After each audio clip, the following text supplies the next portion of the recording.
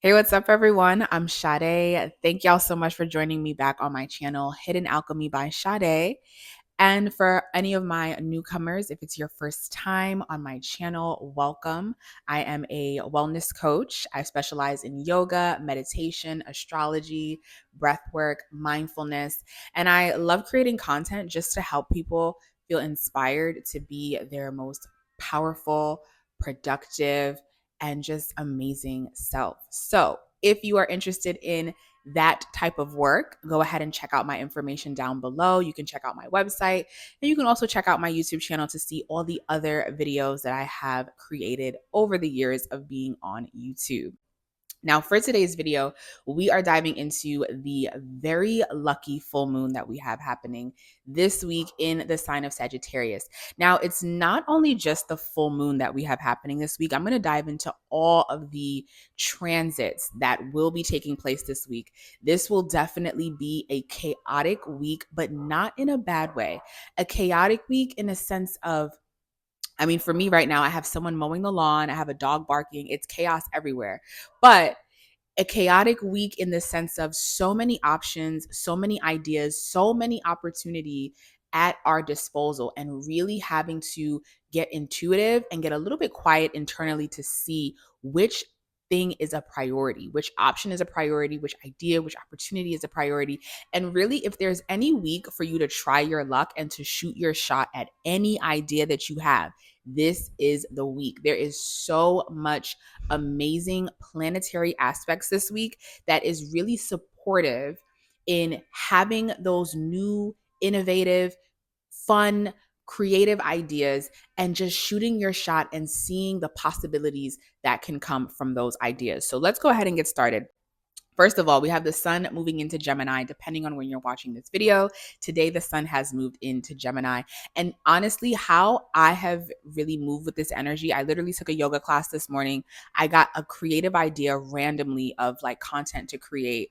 And it wasn't a part of my agenda, but I got it while I was in yoga and the idea just came to me. And then bloop, I was like, you know what? I'm just going to try that idea, even though I had no intention of doing that today. And that is the energy of Gemini. So we're leaving Taurus, which is about stability, about finances. Money has definitely been a major theme. I've had so much conversation with people in these past few weeks, and money, finances, relationships, love, new contracts, harmony, moving homes, that has been a major theme as we had the new moon in Taurus and the full moon in Scorpio.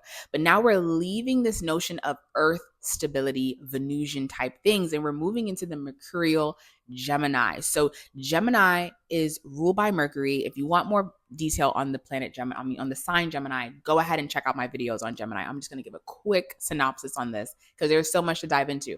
But Gemini is that sign of the gift of gab, the master of none, jack of all trades, right? The energy of being so curious about what's going on, learning different information, and finding the connective dots to how things piece together. Whenever we're working with Gemini energy, Gemini is the first air. So it's boundless air. It's all about connecting to different people and exchanging ideas. So we are moving out of eclipse season energy, Scorpio energy, Taurus energy, and we're really moving into this sense of, okay, I'm ready to get outside. I'm ready to communicate with people. I had these ideas of things that I want to do, and I want to find people that I can exchange these ideas with and maybe come up with different opportunities. So that is the energy that we are moving into with the sun moving into Gemini.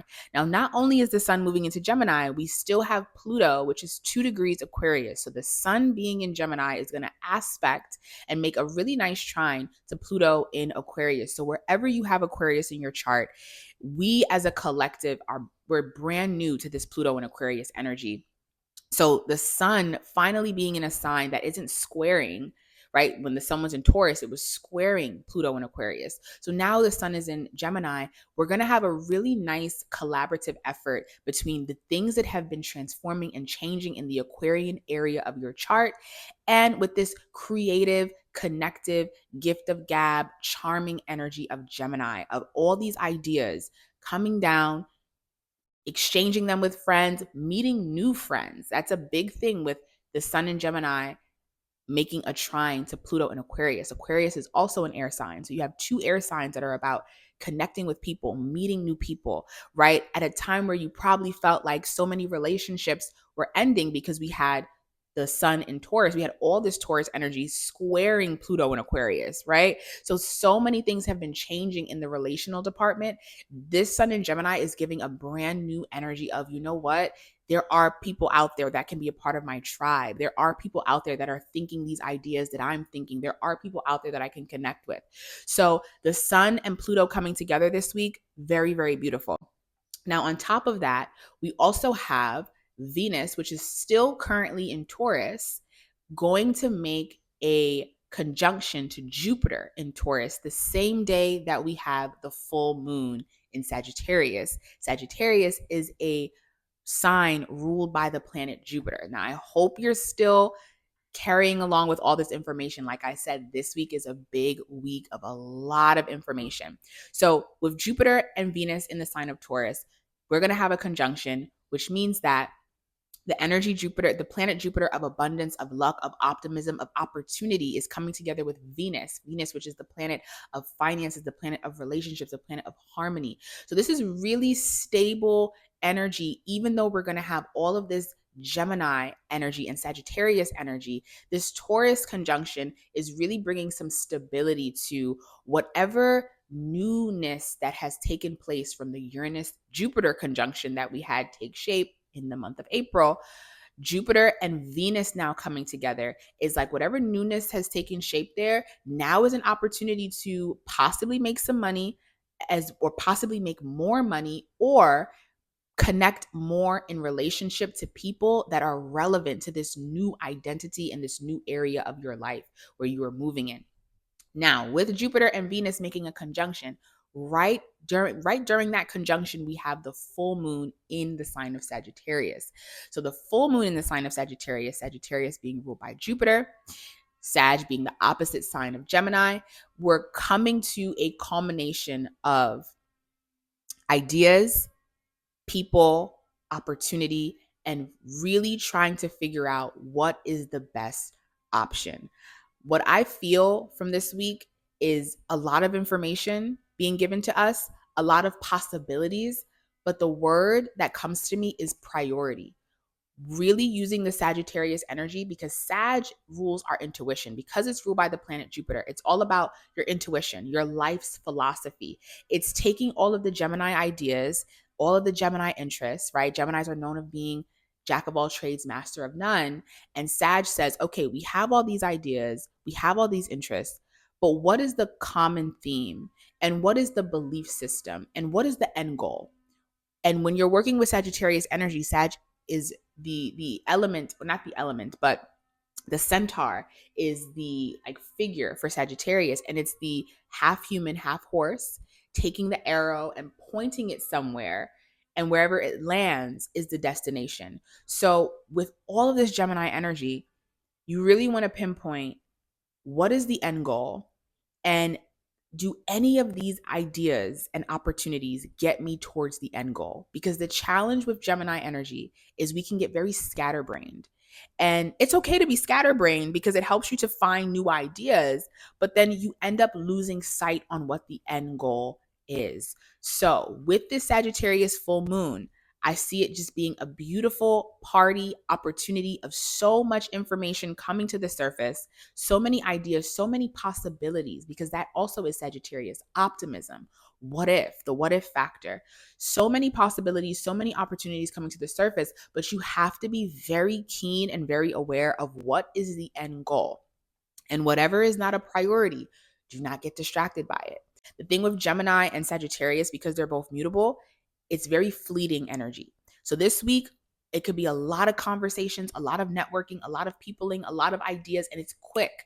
So you have to make quick choices, but it doesn't mean that you make sloppy choices, right? Use the Sagittarius energy to tap into your intuition and figure out, okay, this is what feels intuitively like the best choice after I've taken some time, a day or two, to ponder on it.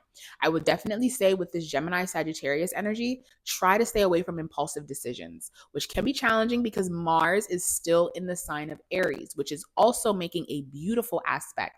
Even though it's not making a tight conjunction to this moon, it's making a beautiful sign aspect. Aries gets along well with Gemini because it's fire and air.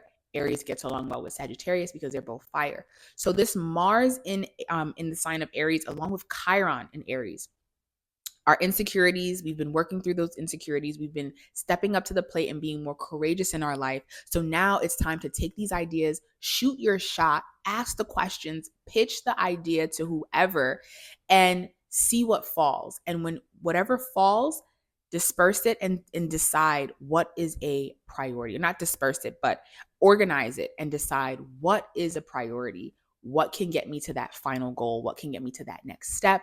And that is the decision that you can make. Now, the same day that we have the full moon in Sagittarius, Venus then leaves Taurus and moves into Gemini, making an aspect to Pluto in Aquarius. So there's a lot of movement this week if you are still following, and we're still just on the full moon day. We haven't even spoken about Jupiter moving into Gemini, right? So on the same day of the full moon, we have three major things happening. We have Jupiter and Venus coming together in Taurus. We also have Jupiter, Venus making a sextile to Neptune in Pisces, which makes even more dreamy effect on this full moon. On top of that, we have the full moon happening in the sign of Sagittarius. Right after that, we have Venus leaving Taurus and moving right into Gemini, which is making an aspect to Pluto in Aquarius.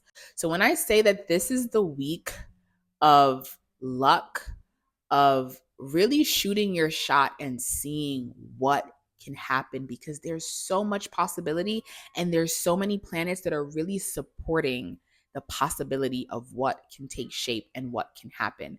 Now, after we have that, so we have Venus now moving into Gemini.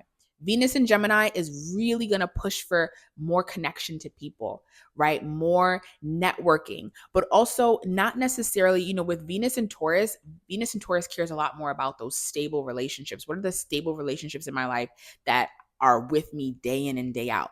Venus in Gemini is more so like, hey, this is a person that I randomly met on the train. We had a few ideas and we connected. We grabbed coffee. We went to the park. And you might not talk to that person again until summer, right? That's Venus in Gemini. It's very quick. It's very fleeting, but it's very connective and it's very intellectual. So again, if there are any ideas that you've been thinking about and you've been wanting to pitch, shoot your shot this week. There is so much supportive energy. Now let's get to Saturday's energy. So after the full moon, we then have Jupiter leaving Taurus and joining the sun, joining Venus in the sign of Gemini. So if you haven't gotten the hint that we have a lot of Gemini energy, now we have Jupiter moving into the sign of Gemini. Now, Jupiter is the planet that rules Sagittarius. So Jupiter does not like to be in Gemini as much, simply because Jupiter prefers to focus on philosophy and focus on the bigger picture, whereas Gemini prefers to focus on the details. And there's nothing is bad or good, nothing is right or wrong. It's just that Jupiter has a little bit more difficult of a time in Gemini. Sag energy prefers to focus on what is the specifics of what we're heading towards. Gemini can get very sidetracked. So I'm going to make a video on Jupiter and Gemini because Jupiter will be in Gemini for the full year. So anyone who has Gemini sun, moon, rising, this is going to be a very abundant year for you. My rising was in Taurus, so I had Jupiter in my first house the entire year, and it has been such a year of growth. So happy to pass along the Jupiter energy. But Jupiter in the sign of Gemini, there's going to be so much peopling. I feel like we are finally making our way out of the energy of 2020, and we're moving, for the past 3 years, we've kind of still been in that isolated energy. With Jupiter and Gemini, is like, we're getting out of isolation. We're connecting to people. But the thing to remember with Jupiter and Gemini is do not get sidetracked. Focus on the end goal. Get excited about all the opportunity, but then get intuitive. What opportunity feels best? And most importantly, what opportunity is going to get me towards that end goal?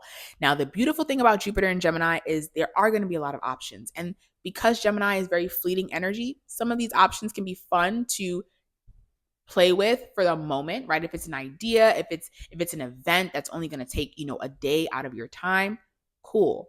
But if there's any long-term project that really is a great opportunity, but it's not relevant to what you really want to do, but it's exciting in the moment, Jupiter in Gemini for this year squaring Saturn in Pisces, which I'm going to dive into with Jupiter and Gemini video, is really going to force a lot of us to get more intuitive and to get more honest about knowing that even though it's glistening doesn't mean it's gold, and we have to focus on the end goal and if these events help to get us there.